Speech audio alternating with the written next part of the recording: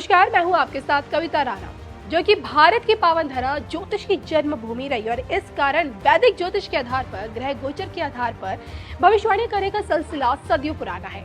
अब एक बार फिर हम आपके लिए ग्रह गोचर से जुड़ी एक ऐसी युति लेकर आए हैं जिसका प्रभाव लंबे समय तक आम जनमानस पर देखने को मिलेगा। जी हाँ, ग्रहों की चाल में देखिए, इस बार देवगुरु बृहस्पति वक्री हो चुके हैं। मतलब ये कि मंगल के घर में यानी कि मेष में गुरु ने उल्टा चलना शुरू कर दिया है। और देखिए, सबसे दिलचस्प बात यह है कि 16 साल बाद बृहस्पति अपनी वक्री अवस्था में आए और ऐसे में परिवर्तनों का दौर आरंभ हो चुका है। 16 साल बाद आने वाले 3 महीनों में किन उतार चढ़ाव में आम जनमानस को गुजरना पड़ेगा, और सबसे दिलचस्प बात ये कि क्या गुरु की वक्री चाल से देश की राजनीति किस करवट लेगी, ये बताने से पहले गुरु की अहमियत को समझना ज्यादा जरूरी है। उल्टी गति से देवगुरु बृहस्पति ने चलना किया शुरू।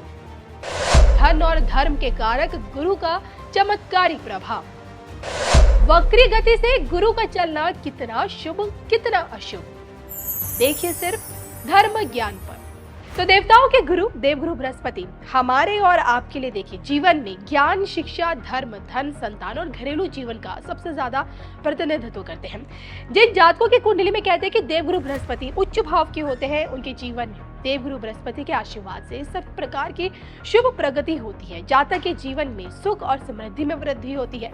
व्यक्ति को आत्मिक शक्ति, आध्यात्मिक शक्ति और विवेक, ये सारी चीजें देवगुरु बृहस्पति की वजह से मिलती है। और जिस व्यक्ति के जीवन में देखिए गुरु कमजोर स्थिति में होता है या फिर गुरु की कृपा अचानक से बरसनी बंद हो जाती है, इन हालातों में व्यक्ति के संस्कार कमजोर होते हैं। विद्या और धन प्राप्ति में भी बाधाएं के साथ साथ व्यक्ति को बड़ों का सहयोग पाने में भी मुश्किल आती है।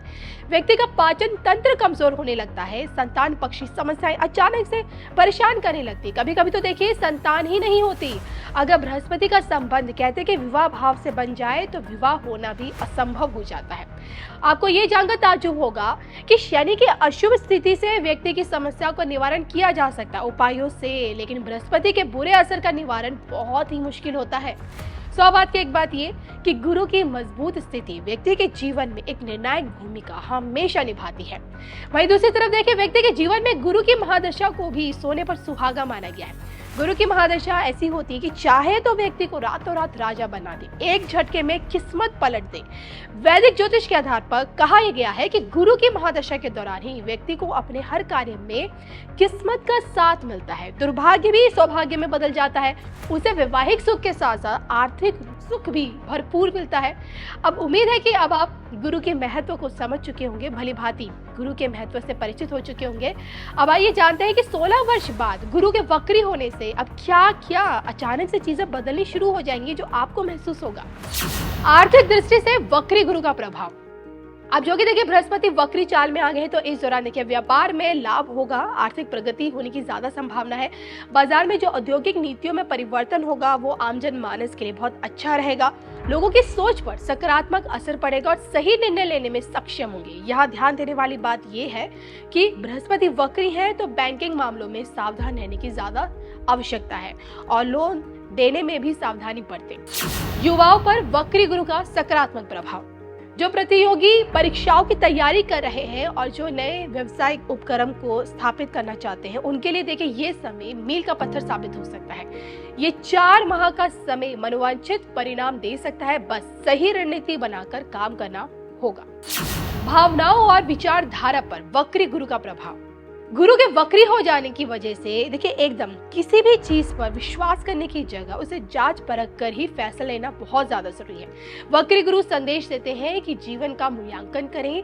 इस विषय को दृष्टिगत रखते हुए अपने मूल उद्देश्यों को आगे बढ़ाते हुए दिनचर्या का नियमित करना चाहिए, नियमित तौर पर पालन करना चाहिए और जीवन को आगे बढ़ाना चाहिए। भारतीय राजनीति में वक्री गुरु की ऐतिहासिक भूमिका।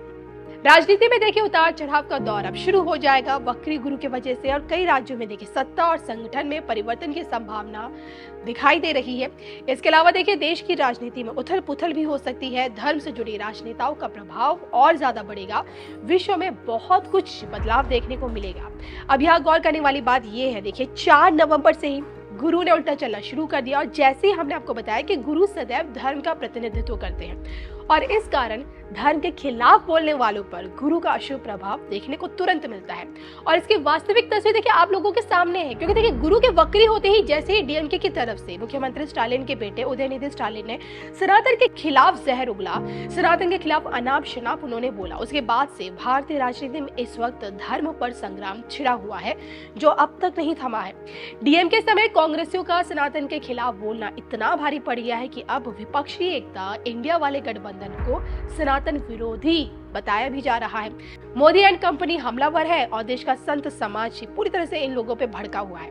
अब आलम यह है कि सनातन विरोधियों के खत्म होने की बात उठ रही है और इसको लेकर राजनीतिक पंडितों का भी यही मानना है कि धर्म पर मोदी विरोधियों के जहरीले बोल सिर्फ एक ट्रेलर है, पूरी पिक्चर 2024 में आनी बाकी है। बहरहाल आपको हमारी स्टोरी कैसी लगी, गुरु को किस वक्री गुरु के होने से अब किस तरह के परिवर्तन हमने आपको बताया, क्या आपको भी लगता है कि ऐसा आगे हो सकता है, कमेंट करके बताइएगा। अभी इंडी अलायंस 2 दिन से मैं देख रहा हूं, 2 दिन से सत्ता आपको चाहिए, मगर किस कीमत पर सत्ता चाहिए।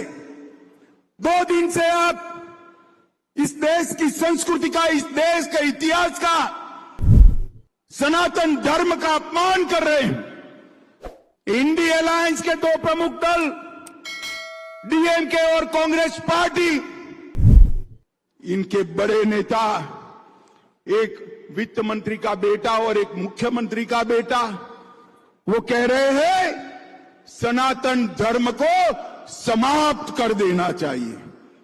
मुझे बताओ भाई, सनातन धर्म को समाप्त करने के लिए आप तैयार हो क्या? अरे जोर से बोलो, तैयार हो क्या? माताएं बहनें भी बोले तैयार है क्या? इन लोगों ने वोट बैंक की और तुष्टीकरण की राजनीति करने के लिए सनातन धर्म को समाप्त करने की बात की है। हमारी संस्कृति, हमारे इतिहास और सनातन धर्म का अपमान किया है, और ये कोई पहली बार नहीं किया है। ये मनमोहन सिंह जी ने कहा था, मनमोहन सिंह जी ने कहा था बजट पर पहला अधिकार, बजट पर पहला अधिकार अल्पसंख्यकों का है। हम कहते हैं बजट पर पहला अधिकार गरीबों का, आदिवासियों का, दलितों का और पिछड़ों का। इन्होंने वोट बैंक की लालच में अल्पसंख्यकों का पहला अधिकार सिद्ध कर दिया था। आज ये यूपीए कहती है, कांग्रेस पार्टी के अध्यक्ष कहते हैं मोदी जी जीतेंगे तो सनातन का राज आएगा। अरे सनातन का राज लोगों के दिल में है, उसको कोई हटा नहीं सकता। और मोदी जी ने कहा है यह देश भारत के संविधान के आधार पर चलेगा, भारत के संविधान के आधार पर चलेगा। उनके एक राजकुमार हैं राहुल बाबा, जानते हो ना राहुल बाबा, जानते हो ना? उन्होंने कहा, ध्यान से सुनिएगा, हिसाब मांगना है राहुल बाबा का। उन्होंने कहा कि जो हिंदू संगठन है ये लश्कर-ए तोयबा से भी खतरनाक है। राहुल बाबा, आप हिंदू संगठनों का लश्कर-ए तोयबा के साथ तुलना करते हो, और आपके गृह मंत्री कहते थे हिंदू टेरर चल रहा है। माताओं, भाइयों, बहनों, मुझे बताओ, टेरर के साथ हिंदू का नाम जोड़ना आपको सहमत है? जोर से बोलिए, सहमत है?